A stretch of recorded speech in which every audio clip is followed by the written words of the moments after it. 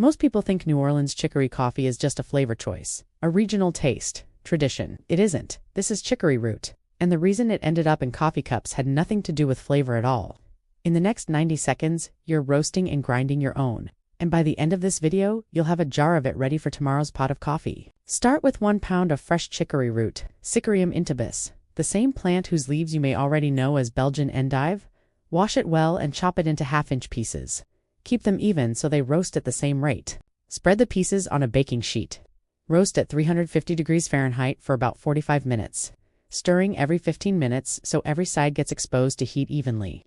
You're done when the pieces are dark brown all the way through and snap cleanly instead of bending.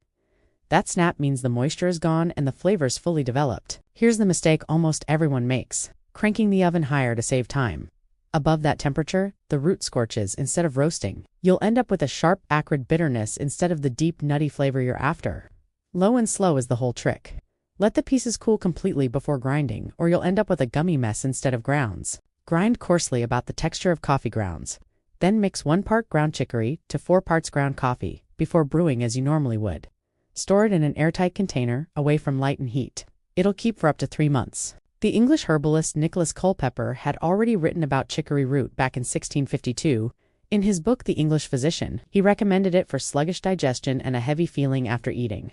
2 centuries later, a Union naval blockade cut off coffee shipments to New Orleans during the Civil War. Residents stretched what little coffee they had with roasted chicory root. Café du Monde opened its doors in 1862, right in the middle of that shortage. It's still serving chicory coffee that way today, which raises the question: was there actually something to this bitter root people reached for, or was it just convenient timing? The bitterness comes mainly from chichoric acid. Traditional herbalists credited it with stimulating bile flow. Modern human research on that specific effect is still fairly limited, so we won't oversell it here. What is well documented is the root's fiber. The USDA's Agricultural Research Service has measured chicory root as one of the most concentrated natural sources of inulin, making up close to 20% of the root's weight. Inulin feeds the beneficial bacteria in your gut. A healthier gut microbiome is consistently linked to steadier digestion, which is exactly the sluggish, heavy feeling Culpeper was describing, just explained a different way. And here's the part most people never connect.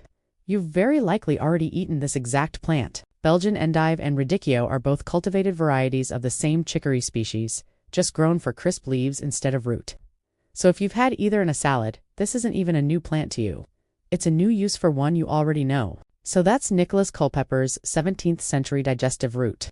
The same one a coffee shortage turned into a New Orleans institution in 1862. Made into a jar of grounds sitting in your kitchen right now. You didn't need a pharmacy aisle for this one. You needed an oven. Tell me in the comments. Have you ever had real chicory coffee? Or is this your first time hearing about it? If you want all 10 of these recipes already written out, the free ebook is linked right below.